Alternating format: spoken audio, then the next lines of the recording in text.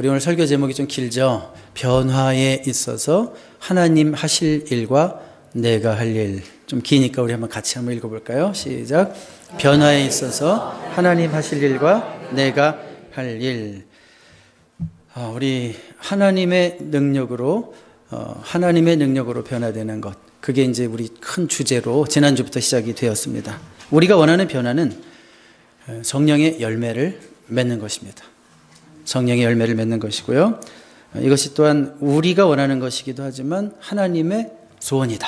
우리 각자를 향하신 하나님의 소원이다. 이렇게 생각하시면 좋을 것 같아요. 그 열매의 목록들을 우리가 다시 한번 보겠습니다. 갈라디아서 5장 22절, 23절 9가지 열매를 한번 염두하시면서 읽어봅니다. 시작. 오직 성령의 열매는 사랑과 희락과 화평과 오래 참음과 자비와 양선과 충성과 온유와 절제니 이 같은 것을 금지할 법이 없느니라. 이런 열매들이 우리 삶에 정말 가득할 때 얼마나 우리의 삶이 정말 멋질까, 달라질까, 프로덕티브 하겠죠. 한국에서 아주 큰 기업을 일구셨던 분이 있어요. 제가 아는 분 중에. 그런데 실패도 맛보았어요. 막 수백억, 계속 기업이 성장해서 크게 벌었는데 또 실패도 맛보았던 이제 나이가 지긋하신 분인데 그분이 이런 얘기를 하시더라고요. 이 성령의 9가지 열매를 보시더니 이 9가지 열매들이 저에게 정말 있었다면 제 인생이 얼마나 더 멋졌을까요? 이 9가지가 정말 우리 안에 풍성하게 열매 맺을 수만 있다면 성공하지 못할 인생이 있을까요? 이런 얘기를 하시더라고요. 내가 절제하지 못해서 그 사람을 놓쳤고 인내하지 못해서 내가 실패했고 막 이런 일들이 떠오르는 거죠. 이런 9가지 열매가 우리 가운데 있다면 내가 좀 더 끈기가 있었더라면 포기 안 했을 텐데 내가 좀 더 평화롭게 화평을 가지고 지낼 수 있었다면 더 많은 사람을 품을 수 있었을 때 이제 약간의 회한이 담긴 거죠. 그러니까 이 9가지 열매가 여러분의 삶 가운데 나타난다면 여러분들의 인생은 정말 생산적이고 열매 맺는 그런 삶이 될 줄로 믿습니다. 이런 열매들을 맺어야 되겠죠. 맺기 위해서는 하나님이 하실 일과 내가 할 일이 있다. 그 얘기예요. 하나님이 하실 일도 있고 내가 할 일이 있다. 우리 한번 다음 본문 같이 보세요. 빌립보서 2장 12절에 보면 그러므로 나의 사랑하는 자들아 너희가 나 있을 때뿐 아니라 더욱 지금 나 없을 때도 항상 복종하여 두렵고 떨림으로 너희 구원을 이루라. 누가 해야 될 파트를 말씀하고 있어요? 우리가 해야 될 파트, 너희 구원을 이루라. 그러니까 이미 받은 구원이지만 우리가 이제 성화의 과정 속에서 성령의 열매 맺는 과정을 위해서 우리가 힘써야 될 부분이 있다. 그러니까 my part죠. 우리가 해야 될 부분이 있고. 그런데 13절에 보시면 너희 안에서 행하시는 이는 하나님이시니. 그러니까 하나님이 이미 우리 안에서 일을 시작하셨구나라는 걸 알 수 있습니다. 자, 우리 지난주에도 제가 좀 강조해서 말씀했는데 이미 예수 믿는 자 안에는 누가 계신다? 성령님이 계신 거예요. 그 성경의 가르침입니다. Indwelling of the Holy Spirit. 그 성령이 우리 안에 내주하신다는 얘기죠. 그런데 그것은 마치 제가 어떻게 설명을 했냐면 건전지가 배터리가 우리 안에 장착되어 있는 것과 같다. 근데 제가 한마디 더 덧붙인다면 그것은 방전되지 않는 배터리. 여러분 안에 성령님이라는 배터리가 있다고 생각해 봐요. 근데 우리 인간의 배터리는 금방 방전이 돼요. 근데 성령님의 배터리는 방전되지 않는다. 그러니까 리차지가 필요 없다. 그렇지만 성령님이 우리 안에서 역사하시지만 성령님이 운행하실 수 있도록 움직이셔서 우리 가운데 성령의 열매를 거두실 수 있도록 스위치를 언하는 것은 누가 할 일이라고 그랬어요? 우리가 할 일이라고 그랬죠. 그거를 꼭 기억하시기 바랍니다. 성령님은 우리 능력의 원천이 되심을 믿습니까? 우리 변화의 동력이 되심을 믿습니까? 그렇지만 우리가 성령을 쫓아 행해야 되는 거예요. 그것이 바로 우리가 해야 할 일입니다. 자, 그러면 하나님은 우리의 변화를 위해서 무엇을 사용하실까? 이런 성령의 열매들을 맺게 하기 위해서 무엇을 사용하실까? 무엇보다도 하나님은 하나님의 말씀을 사용하셔서 우리를 변화시킵니다. 그러니까 기록된 하나님의 말씀이 도구입니다. 성경은 한 권이지만 동시에 창세기부터 요한계시록까지 66권인데 이 66권 한 권의 책이 바로 우리를 변화시키는 도구가 되는 거예요.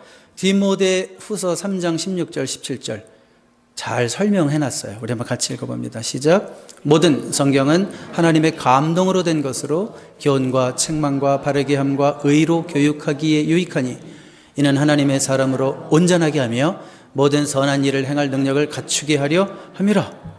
분명히 나와 있죠. 아멘이죠. 모든 성경은 구약 신약 다 포함해서 하나님의 감동, 하나님의 입김을 불어넣으셨다. 그런 얘기죠. 인간이 자기 개똥 철학으로 쓴 게 아니라 하나님이 입김을 불어넣어 주셔서 쓰시게 한 거고, 그것이 어떤 역할들을 하는가 보니까 teaching, rebuking, correcting and training 이런 식으로 나와 있죠. 가르치기도 하고 고치기도 하고 배우게 이렇게 하는 거예요. 그래서 결과적으로 하나님의 사람으로 온전하게 해서 모든 선한 일을 행할 능력을 갖추게 하려 함이라. 뭐가 그렇게 한다는 거예요? 성경이, 모든 성경은 하나님 말씀이, 그러니까 말씀의 능력이 있음을, 정말 이 말씀이 우리를 변화시킨다고 여러분들이 진정으로 믿으십니까?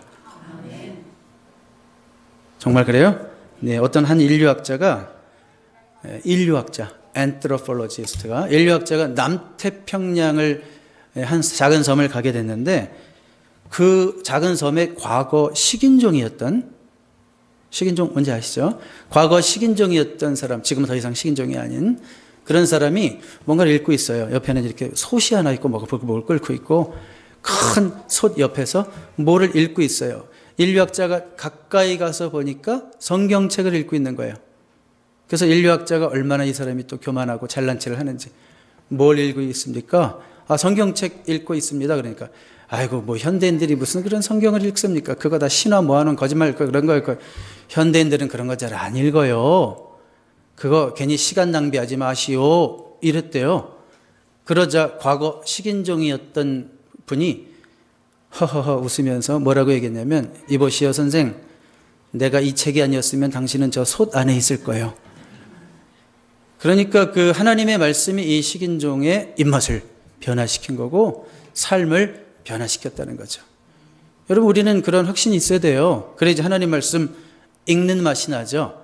이 말씀이 나를 변화시킬 수 있다라고 하는 확신이 있어야지, 이게 그냥 의무적으로 억지로 읽는 말씀이 아니라 진짜 내 삶에 변화를 주는 말씀이다라는 기대감을 갖고 보게 되는 거죠. 그러니까 우리 한번 히브리서 4장 12절도 봐요. 하나님의 말씀이 얼마나 능력이 있다고 소개하고 있는지. 시작.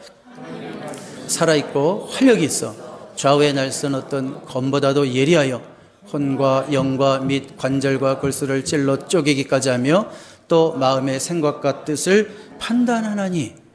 이게 하나님 말씀은 이렇게 아주 능력이 있고 막 수술도 하고 고치기도 하고 회복시키고 잘되게 하는 게 하나님의 말씀이라고 분명히 말씀하고 있는데, 그렇다면 우리가 할 일은 의식적으로 하나님 말씀에 자꾸 가까워져야 돼요. 의식적으로.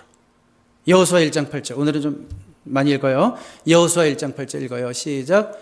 이 율법책을 내 입에서 떠나지 말게 하며 주야로 그것을 묵상하여 그 안에 기록된 대로 다 지켜 행하라. 그리하면 내 길이 평탄하게 될 것이며 내가 형통하리라. 이 율법책을 내 입에서 떠나지 말게 하며, 의식적으로 자꾸 하나님 말씀에 가까워질 수 있는 노력들을 해야 되는 거예요. 그랬을 때 말씀에 가까워지면 우리에게 어떤 약속을 하셨어요? 그리하면 내 길이 평탄하게 될 것이며 내가 형통하리라. prosperous and successful. 좋아하는 단어죠. success, 성공, prosperity, 형통, 이런 거 우리 좋아하잖아요.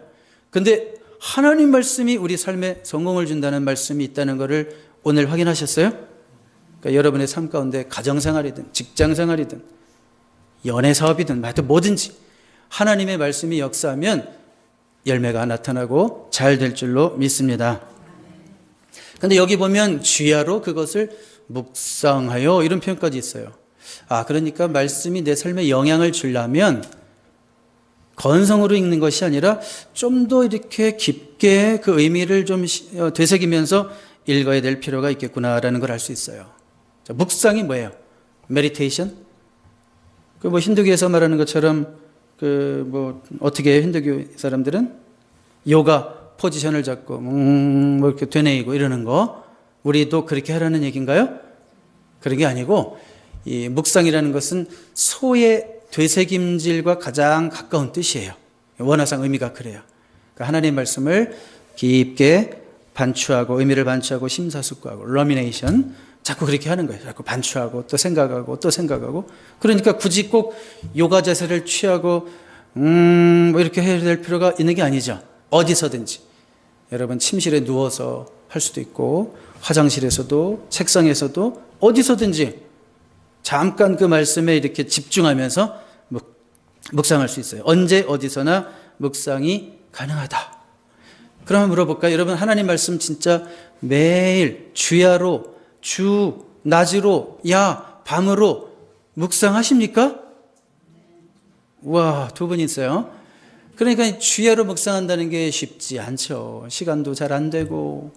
그리고 솔직히 말해서 묵상하고 싶어도 성경이 어려워요. 너무. 뭔 얘기인지도 모르겠어요. 진행도 안 돼 읽다 보면. 그렇다고 그래서 성경 전문가인 목사를 찾아가서 매일 괴롭힐 수도 없고 뭔가 이게 여건이 안 된단 말이에요. 그 문제는 하나님 말씀을 묵상하고 정말 이걸 깊이 소화시켜서 양분이 되면 분명히 우리 삶의 변화가 일어나는데 관심이 없다는 거예요. 어렵기도 하고 관심도 없고. 그래서 하나님은 우리의 변화를 위해서 이 하나님 말씀과 함께 또 한 가지 사용하시는 게 있어요. 그게 바로 환경이에요. 환경, circumstance, 환경을 사용하십니다. 자, 무슨 얘기일까요? 우리 삶에 긍정적인 변화를 주는 환경들이 많이 있잖아요. 예를 들면 여러분 이렇게 교회 다니다 보면 뭐 교회 다니니까 좀 뭔가 잘 풀리는 것 같아. 뭐 이런 느낌. 교회 생활 열심히 하면 뭔가 잘 되는구나. 예전에 안 되던 일이 막 해결이 되네. 긍정적인 그런 변화의 요소들이죠. 어떤 믿음의 친구들이 좋은 얘기도 해주고 내가 어려울 때 와서 도와주고 뭐 이런 환경들이 우리의 삶을 변화시키는 요소가 된다는 거예요. 그런데 솔직히 말하면 하나님이 우리를 변화시키기 위해서 쓰시는 단골 메뉴는 이런 게 아니라 고통이라는 거예요. 고통이라는 환경, 어려운 시간들을 통해서 우리들을 변화시킵니다. 왜 그럴까요? 솔직히 말하면 우리가 하나님 말씀에 집중하지 않으니까 우리 뒤통수한테 때리시는 거죠. 말씀으로 돌아가라. 말씀 봐라. 기도의 자리로 가라. 툭툭 치시는 거죠. 하나님의 자극이죠. 하나님의 자극이에요. 고통이 있을 때 비로소 우리들은 다시 하나님을 바라보게 되고 아니면 처음으로 하나님을 찾게 되기도 하고 이런 일들이 벌어지기 때문입니다. C.S. 루이스가 했던 유명한 말이 있죠. God whispers to us in our pleasure, but He shouts us in our pain. 우리가 즐겁고 편안할 때는 하나님이 우리 귀에 그냥 속삭이시는 정도래요. 근데 우리가 고통 가운데 있을 때 하나님은 우리 귀에다가 고함치신대요. 무슨 얘기인지 아시겠죠? 고통 가운데 더 하나님의 임재를 느낄 수 있고 하나님과 더 가까워질 수 있다. 그런 의미예요. 그래서 부득불 하나님은 우리의 변화를 위해서 환경들을 어레인지 하시고 움직이시고 조정하시고 특별히 힘든 시간들을 우리에게 허락하시는 거예요. 때로는 우리 환경 속에 참 불편한 일들이 생겨요. 불편해. 불편해. 그러면서 자꾸 뭔가를 생각하게 되는 거예요. 왜 이렇게 불편할까? 그래서 우리가 버려야 할 것들을 버리게 하십니다. 여러분, 우리가 변하기 위해서는 분명히 없애야 할 거 있어요. 우리 삶에. 그리고 변해야 할 거 있어요? 없어요? 분명히. 버려야 할 거 있어요? 없어요? 변하기 위해서 버려야 할 거 있어요? 없어요? 있단 말이에요. 그런데 버리는 게 쉽지가 않아요. 제가 오래전에 10년 이상 입었던 트레이닝 바지가 하나 있었어요. 근데 왜 자꾸 10년 이상 그것만 입을까요? 왜? 편해서죠. 편해서. 너무 편해가지고 집에서는 계속 그것만 입고 나갈 때도 몰래 입고 나갔어요.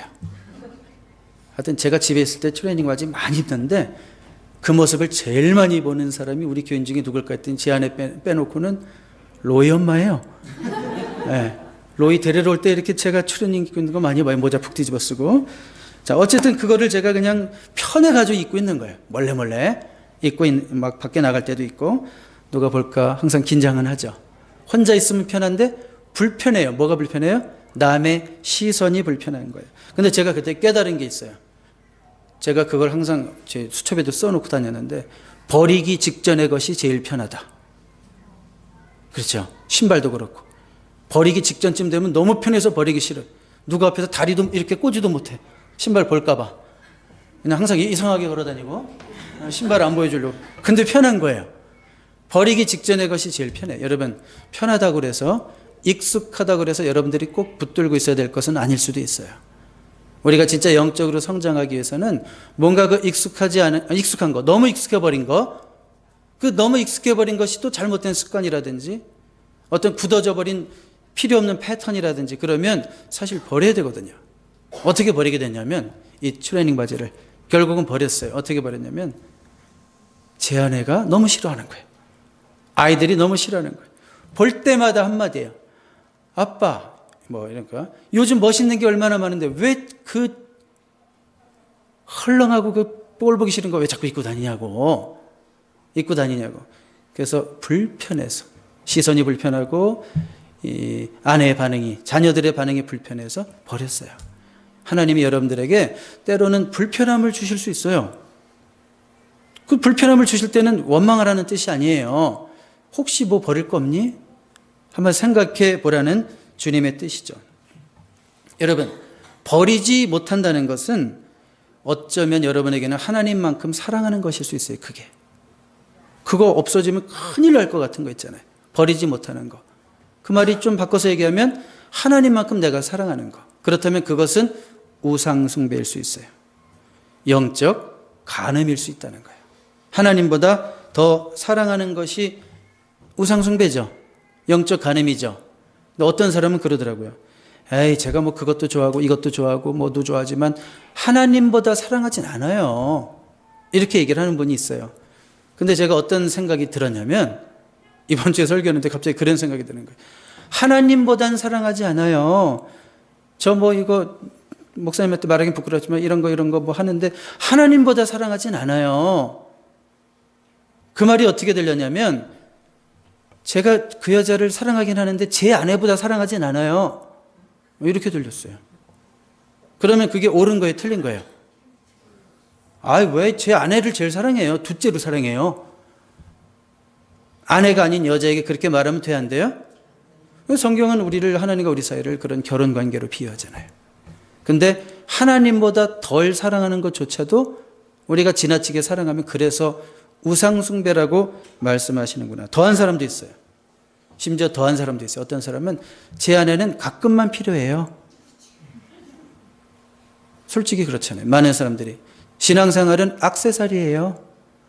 일주일에 한 번 지키는 것도 힘들고 내 삶에 내가 스스로 생각할 때 더 중요하다는 거 있으면 예배 빼버리고. 그렇죠? 그렇잖아요. 그거는 우리가 부부관계를 비유한다면 제 아내는 제가 필요할 때만 찾아요. 그런 얘기잖아요. 그건 간음이 분명하죠?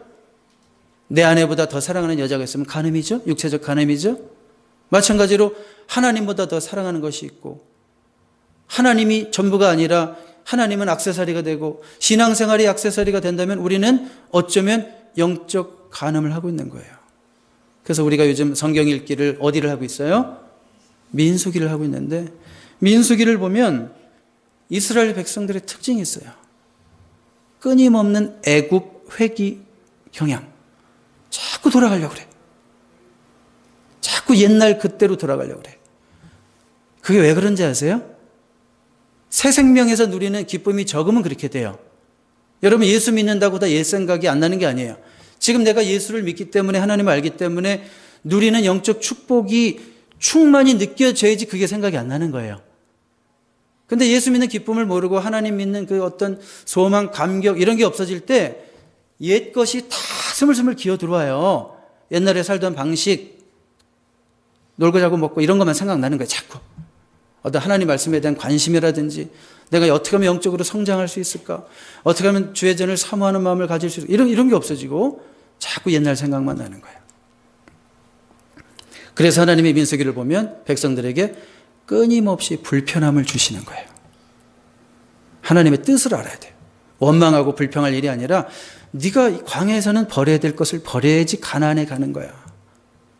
그렇게 말씀하시는 거죠. 자, 여러분, 하나님은 우리의 변화를 위해서 무엇을 사용하신다고요? 환경을 사용하신다고요. 왜 이런 고통스러운 시간들을 허락하실까? 왜 불편하게 하실까? 하나님 우리가 변하기를 원하셔요. 우리 안에 성령의 열매들이 나타나기를 원하시고 그래서 진짜 우리가 멋진 삶을 살기 원하시는 거예요. 메모하느라고 열심히 적는 분도 있는데 이해가 가시죠? 무슨 말씀인지 이해가 가시죠? 때로는 우리의 변화를 위해서 그 환경이 우리에게 매로 다가올 수도 있다는 거예요. 이런 얘기에도 끄덕끄덕 하시는 분은 성숙한 분이에요. 꼭 교회 가지고 좋은 얘기만 들으려고 그러고 귀에 간질간질한 얘기만 들으려고 하면 아직은 그건 어린아이입니다. 잠언 20장 30절 한번 들어볼까요? 읽어봐요. 시작. 상하게 때리는 것이 악을 없이 하나니 매는 사람 속에 깊이 들어가느니라. 때로는 우리가 변하지 않을 때, 말씀에 스스로 응답하지 않을 때 하나님이 환경적으로 툭툭 건드리실 때가 있어요. 성령의 감화가 있어요. 심지어 꿈으로도 말씀하세요. 정신 못 차리면 깨닫게 하시고 조금만 더 나에게 좀 다가왔으면 좋겠다. 사랑하는 자녀이기 때문에 저 높은 자리까지 올려주고 싶은데 우리가 안 따라갈 때 때로는 매를 드시는 거예요. 상하게 때리는 것이 악을 없이 하나니 매는 사람 속에 깊이 들어가느니라. 하나님의 중심을 헤아릴 수 있어요. 여기서 나는 너를 향한 기대가 크거든. 난 네가 그렇게 시시하게 살기를 원치 않거든. 정말 영적 거인이 되었으면 좋겠거든. 근데 왜 너는 이렇게 관심이 없니? 하나님 말씀에. 너네 신앙생활에 관심이 없니? 뭐 영적인 교제, 믿음의 대화 이런 거에는 관심이 없다가 뭐 드라마 얘기, 쇼핑 얘기만 나오면 눈이 땡그러지니? 쇼핑도 재밌죠. 드라마도 재밌고. 그런데 정말 우리를 최고로 사로잡는 그 관심이 뭐냐 이거예요.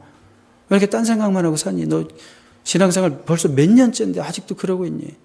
그러니까 하나님이 조금 우리를 당기시기 위해서 때로는 매를 두실 수도 있다는 거예요. 자, 우리의 목표는 변함이 없습니다. 성령의 열매를 맺는 것입니다. 아멘이죠? 점점 이제 설교가 약간 심각해지니까 아멘이 작아져요. 위축이 돼서 자신이 없어가지고. 자, 성령의 열매를 맺긴 맺는데 풍성하게 맺는 거예요. 열매는 잘 익어야 돼요. 열매를 맺긴 맺었는데 어떤 사람은 설익은 열매만 맺었어요. 열매를 맺다 말았어요. 그래가지고 쉬어요. 맛이 없어요. 남들에게 유익을 못 줘요. 자신도 불편해요. 내가 설익은 거라는 걸 알기 때문에. 잘 익은 열매를 맺어야 되는 거예요. 그렇기 때문에 하나님께서 우리에게 말씀을 계속 부어주시고 환경을 사용하셔서 나는 정말 네가 잘 익은 열매를 맺었으면 좋겠다. 설익은 열매가 아니라 그냥 쉬어가지고 맨날 주변 사람들 부담만 주는 그런 존재가 아니라 정말 사랑이, 희락이, 기쁨이, 평화가, 인내, 자비, 양선, 충성, 온유, 절제 이런 모습이 정말 잘 익은 모습으로 너희 안에서 주렁주렁 열려서 너의 인생이 정말 복되고 멋지고 주변에 있는 사람들에게도 기쁨을 주고 영향을 주고 그런 사람이 되었으면 좋겠다. 그걸 원하시는 거예요. 아멘이죠? 예를 들어서 하나님은 우리 안에서 사랑이라는 열매를 맺기를 원하세요. 사랑. 근데 그 열매를 우리가 어떻게 맺을 수 있을까요? 여러분, 내 주변에 정말 사랑스러운 사람이 있다고 생각해 봐요. 너무 사랑스러워 보기만 해도. 이런 사람 사랑하는 데는 아무 우리에게 수고가 안 들어가요. 그런데 하나님은 오히려 사랑의 열매를 우리 가운데서 디벨롭 이렇게 개발시키기 위해서 사랑하기 힘든 사람을 주변에 붙여주시는 거예요. 그렇죠? 진짜 사랑스럽지 못하고 말 함부로 하고 막 한 대 막 패주고 싶고 막 이런 사람, 문제만 일으키는 사람, 이런 사람을 사랑하는 거 쉬워요, 어려워요? 어렵죠. 우리는 주로 피해 다니죠. 차라리 피하면 내 고통을 경감시킬 수 있으니까. 근데 하나님은 어떻게 해서든지 붙여놔요. 그게 내 배우자였을 줄이야. 뭐 이럴 수도 있고 어떻게 해서든지 붙여놓는단 말이에요. 왜요? 진짜 real love, 아가페 love, 사랑은 그때 개발되는 거예요. 여러분, 하나님께서 우리의 환경을 세팅하시는 것을 오해하시지 말라는 거예요. 하나님 나를 사랑하신다면 왜 이렇게 사랑하기 힘든 사람을 내 주변에 이렇게 꼭 붙여두십니까? 진짜 우리 안에 사랑의 열매를 원하시기에 그런 거예요. 평화도 마찬가지죠. 평화 열매. 여러분, 문제없는 조용한 환경에서 월급 꼬박꼬박 들어오고 미래 보장돼 있고 정년 보장돼 있고 연금 보장돼 있고 저축도 어느 정도 해놓고 문제 일으킨 사람 아무도 없고 자녀들 아주 뭐 대학 직장 다 잘 갔고 문제가 하나도 없어. 건강검진했는데 하나도 문제가 없어. 그럴 때 내 마음의 평화를 유지하는 게 뭐가 어려워요? 그건 누구나 할 수 있는 거죠. 그런데 그렇지 않은 환경을 하나님이 주실 수 있어요. 전화벨은 계속 울려대고 끊임없이 카톡 소리 나고 아이들은 옆에서 울어대고 가스레인지에서 음식이 끓고 내 주변의 친구들은 맨날 힘들다고 나한테 와서 아우성이고 직장에 있는 사람들은 말도 되게 안 듣고 이럴 때 평화를 유지하는 게 어때요? 여러분, 성경이 우리에게 약속하는 평화는 폭풍 중의 평화거든요. 폭풍이 불어와도 저 어떤 그 절벽 밑에 그 새 집을 짓고 들어가 있는 새는 바람이 아무리 불어도 끄떡도 안 해요. 하나님이 우리에게 보장해 주시는, 약속해 주시는 평화는 그런 평화거든요. 근데 그런 평화가 언제 개발될 수 있어요? 이런 환경. 도저히 평화로울 수 없는 환경을 하나님이 주실 때 우리는 그때 훈련하는 거예요. 이때도 나의 평정을 훈련하고 이때도 나의 마음을 지켜가는 훈련. 하나님의 뜻을 오해하시지 말라고요. 하나님이 이렇게 환경을 설정하실 때 하나님이 사랑하신다면 왜 이렇게 일이 많아요? 왜 이렇게 맨날 터져요? 좀 모처럼 발 좀 뻗고 쉬려고 그랬더니 또 문제예요, 하나님. 그게 아니라 정말 하나님께서 우리 안에 진짜 평화를 개발시키기를 원하시는 거예요. 자, 결론 내리겠습니다. 정리하겠습니다. 하나님은 우리가 원하는 것만큼이나 우리가 변화되기를 원하고 우리가 원하는 것만큼이나 우리 안에 성령의 열매들이 풍성해서 우리가 정말 이 땅 가운데서 관계적으로 보나 뭐 사업적으로 보나 뭘 하든지 정말 풍성하고 성공하는 인생을 살기 원하시는데 그것을 위해서 하나님이 사용하시는 도구는 뭐다? 하나님의 말씀과 환경이다. 이 두 가지를 기억하세요. 그래서 우리가 어떻게 해서든지 하나님과 말씀에 의식적으로 가까워질 수 있는 훈련을 자꾸 해야 돼요. 이 말씀이 선포되는 자리에도 자꾸 있어야 되고 스몰 그룹에서 이렇게 말씀 가지고 나누는 자리에도 자꾸 나오기를 힘써야 되고 그냥 일주일에 그냥 한번 어떻게 예배만 때우고 이러려고 하지 말고 자꾸 평일에도 좀 말씀을 읽고 일주일에 한 번이라도 새벽기도 나와서 말씀 듣고 기도하는 훈련을 하고 이런 훈련을 좀 하세요. 하세요? 네, 뭐 하여튼 뭐 새벽기도 나오기 너무 힘들면 집에서라도 꼭 하시라고요. 전 새벽기도 많이 나오는 거 그렇게 좋아하지도 않아요, 사실은. 그러니까 여러분 강요할 마음은 없어요. 그렇지만 여러분들의 그 말씀 생활에 대해서는 신경 쓰여요. 여러분들이 새벽기도를 나오든 집에 있든 어디 있든 일주일을 도대체 어떻게 사실까가 조금 신경 쓰여요. 일주일에 한번 여러분 얼굴 보고 이분들 진짜 제대로 말씀 생활이 될까? 막 이런 걱정도 돼요. 그러니까 의식적으로 의도적으로 말씀과 가까워지는 환경 만나는 사람 보면 알 수 있어요. 또 꼭 그 입에서 무슨 얘기가 나올 게 뻔한 사람들 있잖아요. 만나면 쇼핑 얘기 외에는 안 하는 사람도 있고 그냥 뭐 매일 뭐 피부 미용 이거 얘기만 하는 사람도 있고 그거 외에는 얘기를 안 하는 사람들 주의하세요. 정말 하나님의 말씀이 뭔가 흘러나올 수 있을 것 같은 사람 이런 노력이 필요하다 이거예요. 노력이. 내가 말씀과 가까워질 수 있는 우리의 의식적인 노력이 필요해요. 그거 없이 어떻게 변해요? 말씀이 우리를 변화시키는데. 그리고 하나님이 우리에게 어떤 환경을 허락하시든지 그 환경을 우리가 마음대로 할 수는 없지만 그 환경에 대한 반응은 우리의 몫이에요. 그렇죠? 믿음으로 반응하시고 원망과 불평이 아니라 하나님이 나를 위해서 주신 유익한 환경이다. 그렇게 믿음으로 반응하심으로 성령의 풍성한 열매를 맺고 정말 이 땅 가운데서 승리하는 저와 여러분 될 수 있기를 주님의 이름으로 축복합니다. 우리 갈라디아서 5장 22절 23절 읽고 기도하겠습니다. 시작. 오직 성령의 열매는 사랑과 희락과 화평과 오래 참음과 자비와 양선과 충성과 온유와 절제니 이 같은 것을 금지할 법이 없느니라. 아멘. 기도하겠습니다. 하나님 아버지 감사를 드립니다.